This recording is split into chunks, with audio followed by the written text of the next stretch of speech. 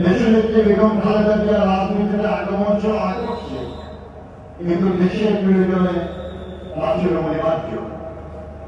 1981 সালের 30 মে পরিবার বিপদগামী সেনা কর্মকর্তা হাতে রাষ্ট্রপতি জিয়া রহমান বীর উত্তম শাহাদাত বরণ করার পর দলের দলীয় সরকারের ভিতরেই ষড়যন্ত্রকারীরা তৎপর হয়ে ওঠে।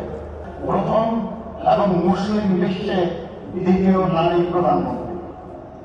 গণতন্ত্রকে ভালোবেসে তিনি গণতন্ত্র পুনঃপ্রতিষ্ঠার জন্য লড়াই করেছেন এবং দায়িত্ব পেয়ে গণতন্ত্রকে কার্যকর করার উদ্যোগ নিয়েছেন বলেই দেশ বিদেশের গণতন্ত্রকামী মানুষ তাকে গণতন্ত্রের মাতা বলে সম্মানিত করেছে। কোন প্রলোভন, কোন ষড়যন্ত্র বা হুমকি তাকে তার জীবনের সেই দিন অব্দি আপোষের পথ বেছে নিতে বাধ্য করতে পারেনি। তিনি বরাবর থেকে গেছেন দেশের মানুষের পাশে।